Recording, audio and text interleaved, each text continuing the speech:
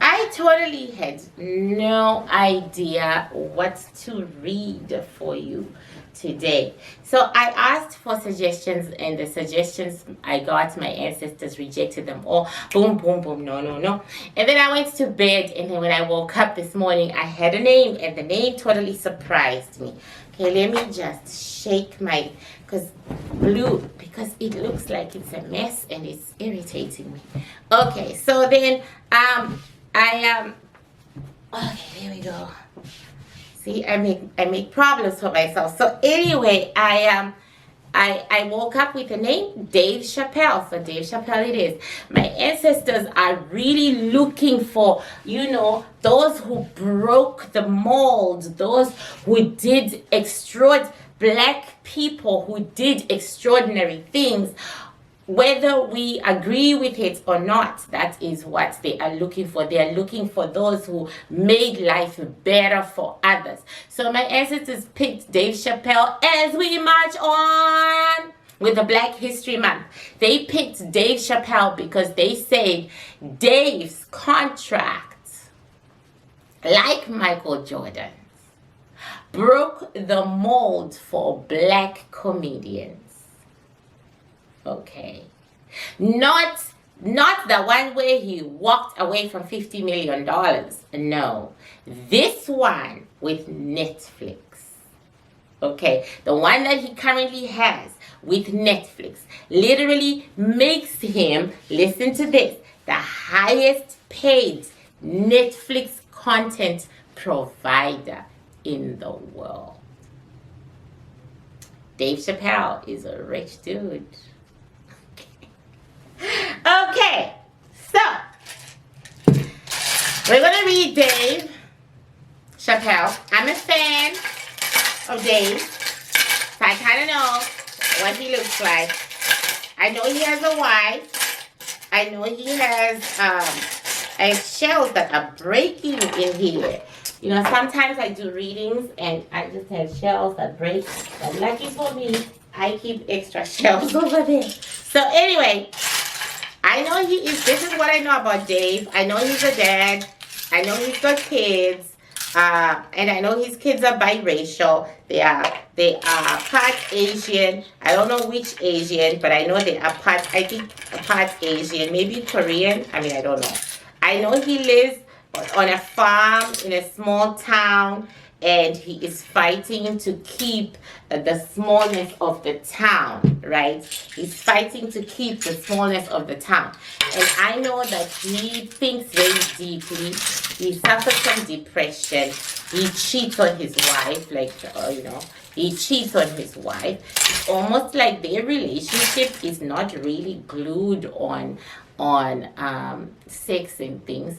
I know that she holds the purse strings, like she's in charge of his money. I know that he has a lot of investments in Asia that she made.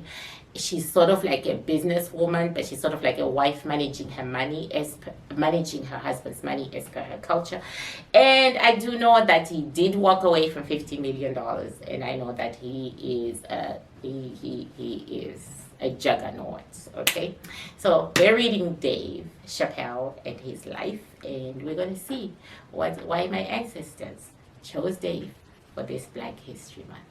Okay, look.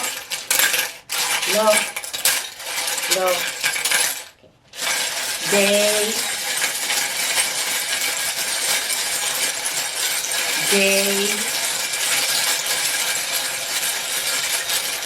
Dave, and he walks into the plate and he says to me, "You didn't open your board. What sort of business is this?" Okay, it is true. I have to open the board of the Bantu in order to purify it. If I don't open it, then there is nothing, my feelings will be involved, my emotions will be involved, and then I'll be hearing what I want to hear if I don't open it. So this is actually a ritual. Okay, this is a ritual. So, welcome to the board of the Bantu. Don't be Amakosa. is your witch doctor.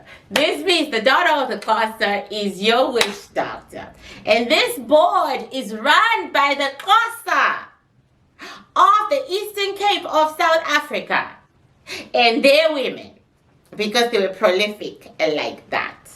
This board stands for Bantu spirituality, Bantu religion, and everything Bantu that there's Bantus live and die for. It represents 340 something million people, the biggest land owners in Africa, the warriors of their people, the survivors of every atrocity imaginable, the most loving of all God's children, the children of light, who are surrounded by darkness, but they still sparkle. Okay, this right here is the board of the Bantu. And you know what? My ancestors and I, we got this. We got this. We got this. From East Africa to Southern Africa. From Southern Africa to Central. From Cape to Cairo to Cameroon. These are the Bantu. I like this. Okay, so Dave's energy is, Dave's soul that's now chilling in my plate is saying, I gave you some pizzazz. Yes, you did. Thank you very much. You gave me some pizzazz. This thing keeps falling off, and I can't keep pushing it down. Anyway, you did give me some pizzazz. Ladies and gentlemen, to the board of the Bantu, their age-old practices of seeking truth in the spiritual rather than using the physical eye is in progress. Okay, what we got? We got Dave. Oh my God. I better rest because I was about to throw him on the board with... That's why I don't read people of whom I'm a fan.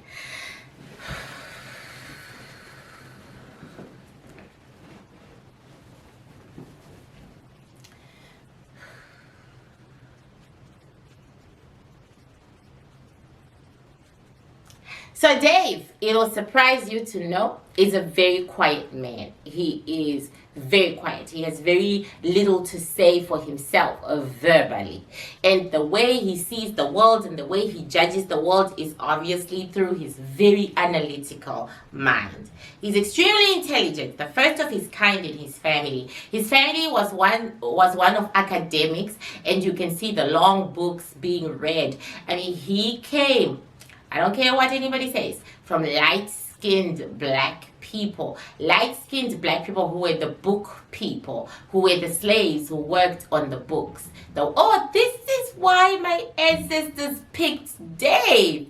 The slaves that were the bookkeepers, the slaves that were the accountants, the slaves that were the business managers who kept the master's finances, the slaves who ate better than others, the slaves who were smart, brainiacs, and who were always held in high esteem. The slaves, when freedom came to the South, some of them were given huge chunks of money by their masters so as not to leave them, and so as to continue to run their businesses and run their lives. They were given huge chunks of money. But they were also not stupid. Even though they were slaves and they couldn't use money, they used to siphon money too. They used to steal money and put it aside. So Dave Chapelle comes from that family of slavery. He comes from that family that wanted to lighten its skin over generations,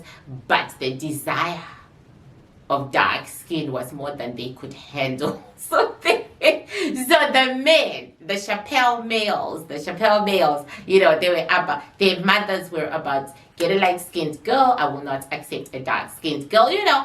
I mean, I don't know this culture, this is your culture, this is going to fall again and I don't care. I don't know this culture, this is your culture, but they would be told, get a light-skinned girl, I don't, you know, get a light-skinned girl, I don't want a dark-skinned girl, blah, blah, blah, blah, right? And they would be like, yes, ma'am, yes, ma'am, yes, ma'am. And then he would go and get Rita Ray.